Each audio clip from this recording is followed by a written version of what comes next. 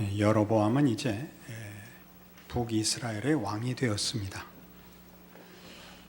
오늘 본문 25절에 보는 바와 같이 세겜과 분우엘에 요새를 건축하고 우선적으로 국방을 든든히 합니다. 그리고 이스라엘 백성들은 신정국가요, 하나님을 섬기는 나라이니까 종교적인 문제를 정치적으로 해결하는 일에 착수합니다. 매년 그 성전에 한 번씩은 꼭 가야 되니까 그것이 남왕국 예루살렘에 있으므로 백성들이 거기를 갈 때마다 북왕조의 정체성이 의심스러울 것 아닙니까?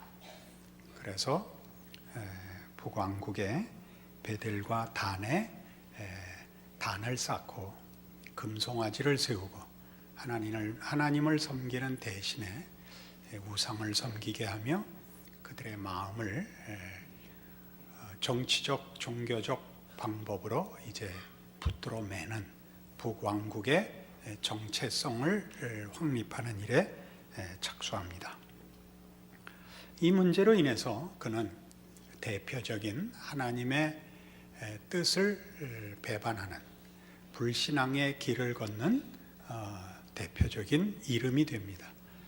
나중에 우리가 계속 확인해 보겠지만 열왕기 내내 하나님의 뜻을 따르는 자들을 다윗의 길로 행했다라고 얘기하고 하나님의 뜻을 거스르는 불신앙과 하나님을 배반한 자의 생애를 여로보암의 길로 행했다라고 이제 명명하게 됩니다. 그러나 하나님을 순종하고 신앙을 지켜서 복받았다.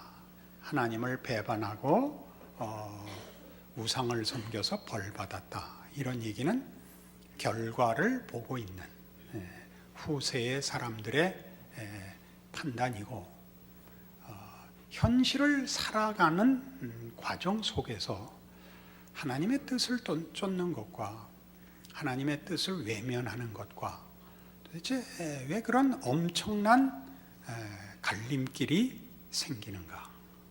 또 이스라엘 백성으로 태어나서 어려서부터 신앙 교육을 받은 자들이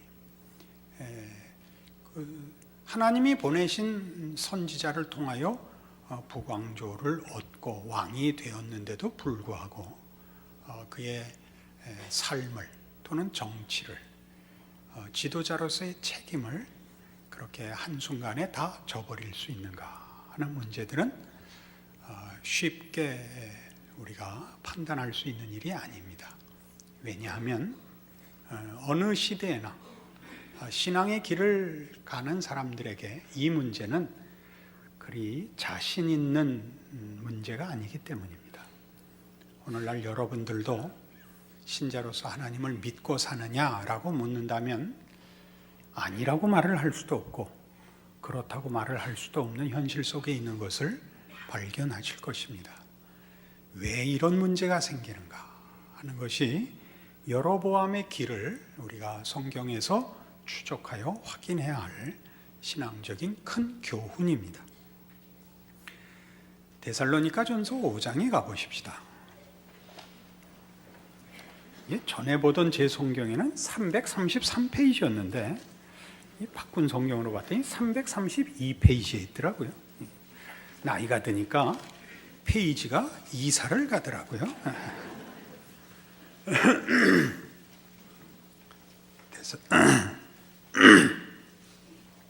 데살로니가전서 5장 16절 신약 성경입니다. 항상 기뻐하라, 쉬지 말고 기도하라, 범사에 감사하라. 이것이 그리스도 예수 안에서 너희를 향하신 하나님의 뜻이니라. 이 본문 그대로를 설명하자면 늘 기뻐하게 해주겠고 모든 기도에 응답하시겠고 어떠한 사소한 일도 하나님이 함께 하시지 않는 일은 없다라는 뜻입니다. 그러나 이 말씀을 현실로 누리고 사는 사람은 아마 별로 없을 것입니다. 우리는 이것을 소망하지만 또 믿고 있지만 현실이 그렇지 않다는 것을 압니다. 우리는 늘 기쁘지 않습니다. 어떻게 표정들이 늘 기쁘신 것 같은 표정도 아니면서 지금 질문에는 선뜻 응하시지 않는 것입니까? 속을 들키지 않겠다 작정을 하고 오셨군요. 모든 기도의 응답을 받으셨습니까? 아니죠. 우리 기도에 응답받은 거 저는 한 2개인가 3개밖에 없습니다. 범사에 감사하라. 중요한 일에도 하나님 함께 하시지 않았던 기억이 더 많습니다. 제 경험은 그렇습니다. 제가 가장 중요하게 한 기도에는 하나님 별로 답을 안 하시고 내버려 두셨던 기억이 더 많습니다. 그럼 이게 뭐냐 이거죠. 성경은 이 엄청난 약속을 신자들의 승리와 기쁨과 확신을 약속하고 있는데 우리 현실은 왜 그렇지 않느냐 하는 것입니다. 왜 여로보암은 생기는가? 그리고 왜 우리는 다윗의 뒤에 줄 서 있지 않고 여로보암 뒤에 서서 다윗만 쳐다보고 있는가? 이거죠. 시편 23편은 왜 우는데 왜 그건 우리의 고백은 아니고 늘 소원이기만 한가 하는 것입니다. 우리는 먼저 현실이 녹록지 않다는 것을 인정해야 합니다. 우리의 현실은 신자로서 감당하기에 녹록지 않아서 우리는 고통을 경험하며 삽니다. 이렇게 사는 것은 아니다 라고 알고 있지만 이기지 못하며 이럴 리가 없다라고 하나님께 구하지만 하나님은 답을 주시지 않습니다. 우리는 거의 분노합니다. 그리고 나중엔 체념합니다. 그래서 안 믿을 수도 없고 믿을 수도 없는 괴이한 신자가 됩니다. 우리는 이 문제에 사실은 가장 중요한 그 사실을 조금 분석할 필요가 있습니다. 우리에게 고통을 주시는 분은 하나님이 아닙니다. 우리의 고통이 찾아오는 것은 죄와 세상 탓입니다. 하나님이 왜 해결해 주시지 않느냐 하는 건 그 다음 문제입니다. 직접적으로 하나님이 우리를 고통스럽게 하며 우리를 비참하게 만드시는 원인자가 아닙니다. 죄는 우리를 하나님으로부터 분리시킵니다. 그래서 우리는 늘 두렵습니다. 어느 인생이나 삶은 두렵습니다. 자기 자신이 불안합니다. 죄가 그렇게 합니다. 하나님으로부터 분리시켜서 그렇습니다. 세상은 우리 눈을 가립니다. 앞을 못 보게 해서 방향 감각을 놓치게 하고 우리를 당혹해 하며 그래서 우리를 자폭하게 만듭니다. 이것은 하나님을 떠나 있고 하나님 없이 사는 자가 당연히 겪는 현실입니다. 문제는 이 일에 대하여 왜 하나님이 답하시지 않으며 이 문제를 해결하시지 않으며 이 문제에 대한 신자들의 고통 어린 간절한 기도에 응답하시지 않느냐 하는 것입니다. 성경은 답하신다고 합니다. 마태복음 6장으로 가보십시다.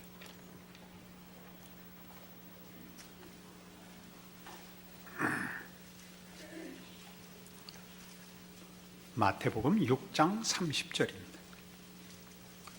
오늘 있다가 내일 아궁이에 던져지는 들풀도 하나님이 이렇게 입히시거든 하물며 너희일까 보냐 믿음이 작은 자들아. 그러므로 염려하여 이르기를 무엇을 먹을까 무엇을 마실까 무엇을 입을까 하지 말라. 이는 다 이방인들이 구하는 것이라. 너희 하늘 아버지께서 이 모든 것이 너희에게 있어야 할 줄을 아시느니라. 그런즉 너희는 먼저 그의 나라와 그의 의를 구하라. 그리하면 이 모든 것을 너희에게 더하시리라. 우리 잘 아는 마태복음 6장 33절입니다. 너희는 먼저 그의 나라와 의를 구하랍니다. 하나님의 뜻을 구하랍니다. 하나님 말씀에 순종하라입니다. 그러나 이 말씀은 이런 종교적, 윤리적 요구보다 좀 더 깊은 요구입니다. 그리고 약속입니다. 어떻게 그리한가? 우린 그 앞에 내용들을 잠시 살펴볼 필요가 있습니다. 이 문제는 염려하지 말라는 문제에 대한 예수님의 가르침입니다. 내일 일을 염려하지 말라. 공중 나는 새를 보라. 들에 핀 백합화를 보라. 오늘 있다 내일 아궁에 던져지는 들풀을 보라. 이렇게 됐죠. 세상이 우리를 위협하고 우리를 끊임없이 장악하는 시험과 위협의 본질은 무엇이냐 하면 우리로 하여금 내일 일을 오늘 준비케 하는 것입니다. 이 말은 조금 혼동의 여지가 있죠. 우리는 내일을 준비해야 됩니다. 그러나 그런 통상적인 준비가 아니라 내일을 확보한다는 의미에서의 오늘의 어떤 내일을 장악하고 조종할 수 있는 무엇인가를 손에 잡고 싶습니다. 그것이 우리에게는 권세고 부고 건강이고 만일의 경우를 대비한 보험입니다. 우리가 우리 미래에 대한 불안과 염려로 인하여 오늘 확보하고 싶은 것은 세상에서 힘을 쓰는 것입니다. 그러니까 우리의 내일은 결국 또다시 세상입니다. 그러니까 세상에서 우리가 자신 있으려면, 확실하려면 세상을 확실하게 하는 힘들로 무장하는 수밖에 없습니다. 그래서 내일에도 하나님이 없고 오늘에도 하나님이 없습니다. 하나님이 개입하실 여지가 없습니다. 근데 성경의 얘기는 너희가 그토록 염려하는 오늘과 내일을 살아가야 되는, 그래서 확보하고 싶은 것은 하나님이 그건 당연히 주신다 이거죠. 공중 나는 새를 보라, 들에 핀 백합화를 보라, 오늘 있다 내일 아궁에 던져지는 들풀들을 보라 이겁니다. 너희는 그 걱정하지 말고 뭘 해라? 나를 구해라 이겁니다. 나를 구해라. 그러니까 신앙인으로 산다는 건 뭐냐면 여로보암의 길로서 경고되는 바와 같이 세상을 확보하려는 싸움에 끌려가지 말고 나를 붙드는 싸움을 해라 이겁니다. 다시 말해서 하나님의 길, 하나님의 뜻은 하나님과 동행하는 삶이다 그런 뜻입니다. 하나님과 동행한다는 것은 물론 하나님의 길을 따라 사는 것이요 하나님의 뜻에 순종하는 거지만 더 깊이 하나님을 즐거워하는 것입니다. 하나님은 당신을 우리에게 내어주시는 것입니다. 하나님은 우리와 하나가 되기를 원하시고 우리와 사랑을 나누기를 원하십니다. 여러분 자녀들을 데리고 또는 사랑하는 이들, 사랑하는 친구나 사랑하는 이웃이나 또는 사랑하는 배우자를 위해서 좋은 곳에 여행을 하고 좋은 것을 보여주고 싶고 주고 싶으실 것입니다. 상대방을 기쁘게 하고 싶어서 그렇습니다. 가장 아름다운 것을 보더라도 그 아름다운 것을 갖기 위해서 그것을 보여준 사람의 진심을 팔아서 그걸 가지려고 하면 여러분은 분노하실 것입니다. 누가 여러분을 좋은 장소에 데리고 가고 좋은 음식을 사줬더니 여러분을 팔아서 그 여행지를 샀다. 그러면 죽여버릴 겁니다. 그건 아니죠. 하나님께서 우리의 인생에서 좋은 것 주시기를 원합니다. 그러나 좋은 것을 보는 순간 우리는 그걸 갖기 위해서 하나님을 팔아먹기 때문에 하나님이 그렇게 하실 수 없습니다. 오히려 우리가 고통 속에 들어가면 우리는 비로소 자신의 정체성을 묻습니다. 이러한 고통에도 불구하고 내가 살 필요가 있는가라고 묻게 되죠. 이 슬픔 속에, 이 고난 속에 인생이 무슨 가치를 가지는가 물을 때 좌절과 낙담과 고통 속에서는 세상이 답이 되질 않습니다. 이미 그것은 끊어진 상태이기 때문에 세상을 놓고도 살아 있어야 할 이유가 있느냐, 고통을 감수할 필요가 있느냐라고 물을 때 비로소 하나님이 답이 됩니다. 그러면 그때 무슨 답이 나오느냐 하면 세상은 이뤄도 좋다, 하나님은 놓을 수 없다라는 답을 만듭니다. 그러나 여러분이 형통하시면 하나님을 생각할 틈도 없고 여러분 자신과 인생에 대하여 진지한 고민을 할 틈이 없습니다. 요한복음 17장에 가시면 우리가 가지는 기독교 신앙을, 또는 구원이라 그래도 됐습니다. 구원을 성경은 이런 식으로 정의하고 있습니다. 요한복음 17장 3절입니다. 영생은 곧 유일하신 참 하나님과 그가 보내신 자 예수 그리스도를 아는 것입니다. 여기서 안다는 말은 지식과 정보를 얘기하지 않습니다.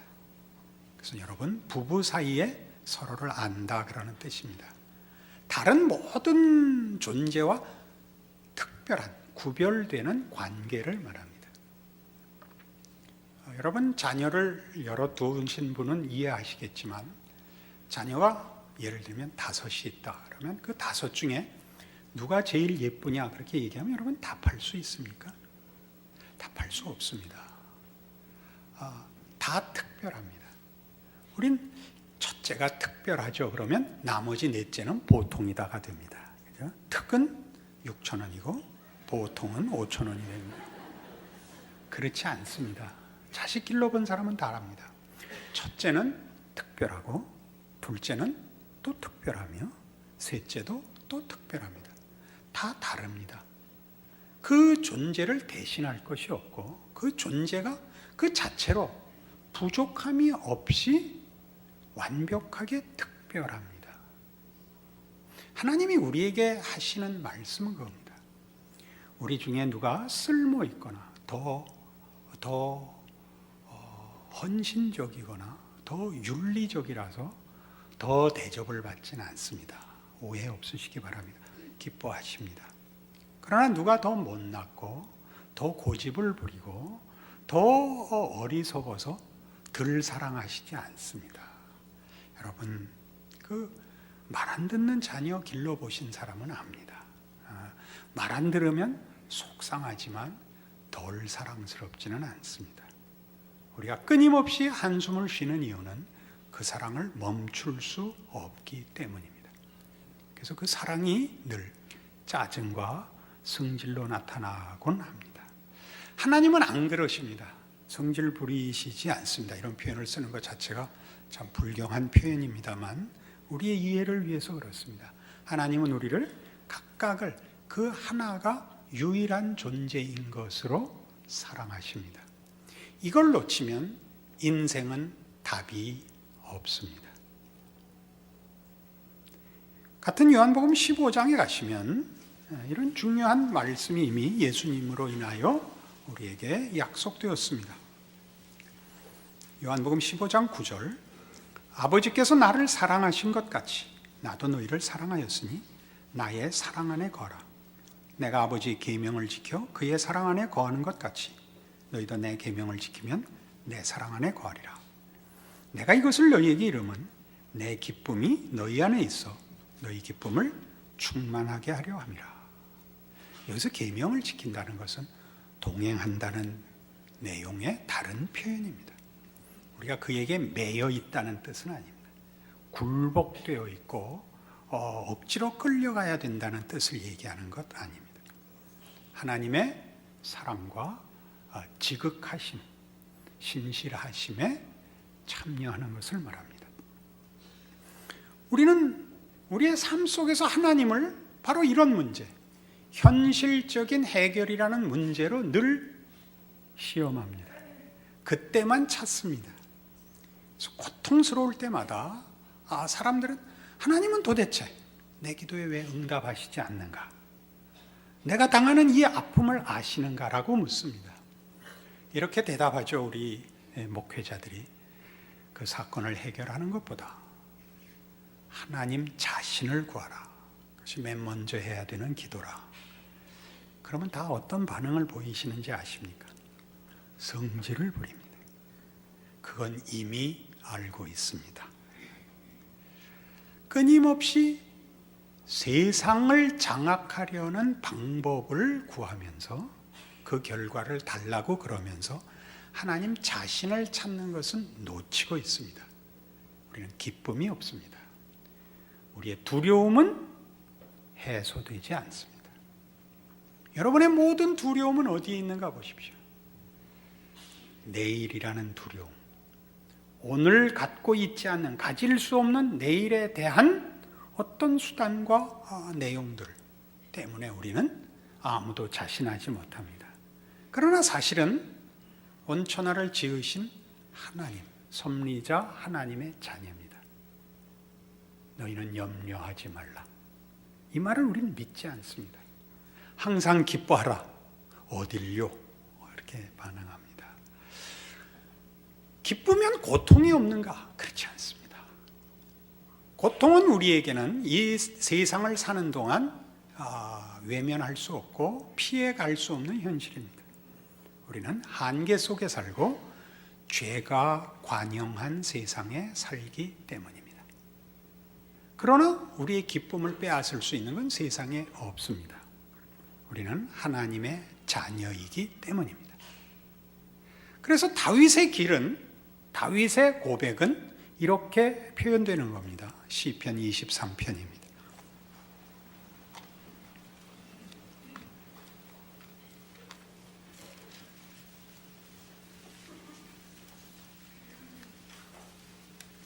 시편 23편 구약성경 818페이지입니다. 여호와는 나의 목자시니 내게 부족함이 없으리로다입니다. 목자란 양을 위하여 존재합니다. 그는 권세자도 아니며 그는 부자도 아닙니다. 양을 위하여 기꺼이 희생하는 보호자입니다. 하나님이 누구이시기를 바랍니까? 어떤 권력을 가졌기를 바라며 어떤 행운을 가져다 주기를 바라십니까? 양떼가 목자를 의지하여 그의 전 삶을, 순간을 그의 인도와 보호 속에 있다는 것, 그 표현이 가지는 하나님의 자녀된 특권을 이해하십니까? 여러분의 삶의 어느 정황, 어느 순간, 어느 경우에 하나님이 여러분을 외면하고 방치한 순간이 있을 수가 있습니까? 예수를 줬다는 말이 가지는 그 깊고 놀라운 뜻을 아십니까? 여러분이 누구를 위하여 여러분의 자녀를 대신 준 사람이 있다면 그 사람을 놓을 수가 있습니까? 아니, 그렇게 주기 전에 여러분의 자녀를 한순간인들 마음과 눈에서 뗄 수 있습니까? 없습니다. 그것이 성경이 하는 얘기입니다. 그는 나를 푸른 풀밭에 누이시며 쉴만한 물가로 인도하십니다. 당연합니다. 목자가 양떼들 세워놓고 선착순시키는 목자는 없습니다. 그렇지 않습니다. 목자 자신이 쉬기보다 양떼를 먼저 쉬게 하며 양떼가 먹을 자리로 인도합니다. 당연한 일입니다. 여러분은 왜 안 믿으시죠? 세상의 시험과 위협이 더 현실이기 때문입니다. 그러나 여러분은 예수 그리스도 안에서 하나님의 부름을 받았습니다. 그래서 양다리를 걸치고 있습니다. 하나님을 외면할 수도 없고 하나님만 믿을 수도 없는 현실 속에 있습니다. 여러분은 괴롭습니다. 그러나 나이가 들고 인생의 경험이 쌓이면서 여러분 확인할 수 있는 것이 있습니다. 세상이 믿을만 한가요? 세상은 믿을 수가 없습니다. 가장 아주 모두에게 일어나는 진실이 뭡니까? 사람은 늙습니다.